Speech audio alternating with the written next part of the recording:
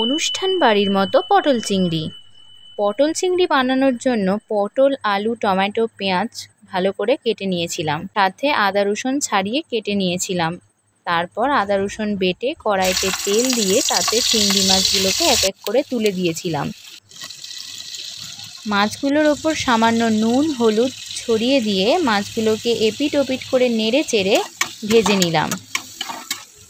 আমি এখানে 200 গ্রামের মতো চিংড়ি মাছ ব্যবহার করেছি।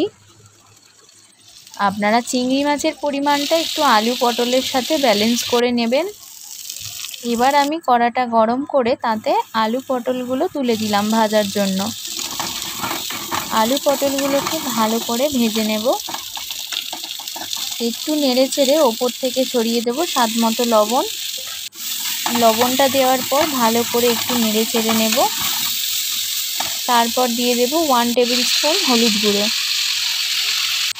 হলুদ গুঁড়ো দেওয়ার পর হলুদ গুঁড়োটি ভালো করে আলু আর পটলের সঙ্গে মিশিয়ে নেব।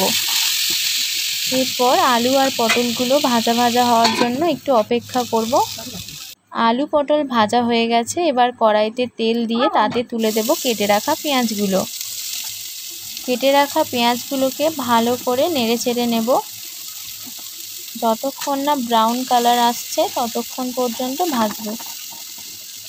পেঁয়াজগুলোকে স্যালো ফ্রাই করে কেটে রাখা টমেটোগুলোকে এর মধ্যে দিয়ে দেব। আপনারা চাইলে পেঁয়াজ আর টমেটোর পেস্টও ব্যবহার করতে পারেন, এতে তরকারির থিকনেসও ভালো আসে। আমার যেহেতু আজকে একটু তাড়া ছিল তাই আমি পেস্ট ব্যবহার করিনি, কুচিয়েই নিয়েছিলাম। এবার পেঁয়াজ আর টমেটোটিকে ভালো করে ভেজে নেব। তাড়াতাড়ি ভাজার জন্য ওপর থেকে একটু সামান্য নুন ছড়িয়ে দিয়েছিলাম। পর এতে দিয়ে দেব বেটে রাখা আদা রসুন। আদা রসুনটিকে টমেটো আর পেঁয়াজের সঙ্গে ভালো করে কষিয়ে নেব।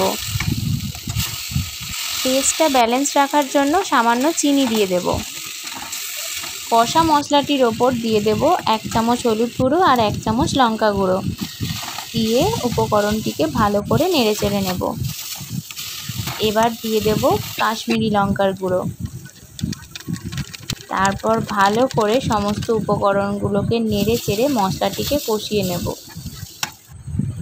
এরপর সামান্য জল অ্যাড করলাম। বাটা মশলার জল ব্যবহার করলে তরকারির স্বাদ দ্বিগুণ হয়। আমার মশলা কষা রেডি হয়ে গেছে। এবার আমি তুলে দেব ভেজে রাখা আলু পটলগুলোকে।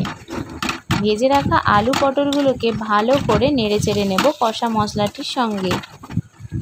আর আমার ভিডিওটি আপনারা কে কোথা থেকে দেখছেন আমাকে কমেন্টে জানাবেন।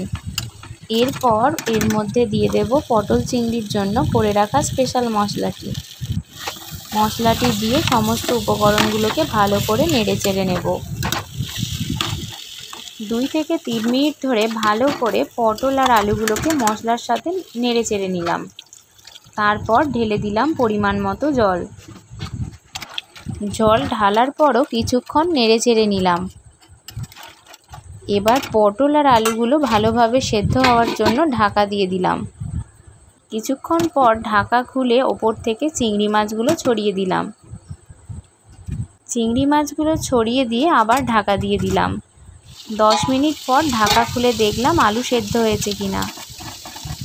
আলুগুলো সেদ্ধ হয়ে গেছে, তরকারিও ফুটতে আরম্ভ করেছে। বেশ কিছুক্ষণ ফোটার পর ওপর থেকে ঘি ঢেলে দেব। চলুন এবার ঘি ঢেলে দেওয়া যাক। তারপরেই একটা পাত্রে নামিয়ে নিলাম। এবার গরম ভাতের সঙ্গে পরিবেশন করুন। আমার পটল চিংড়ি রেডি। খেতেও দারুণ হয়েছিল। পটল চিংড়ি দেখে ভুলে গেলে নাকি? সাবস্ক্রাইব করো।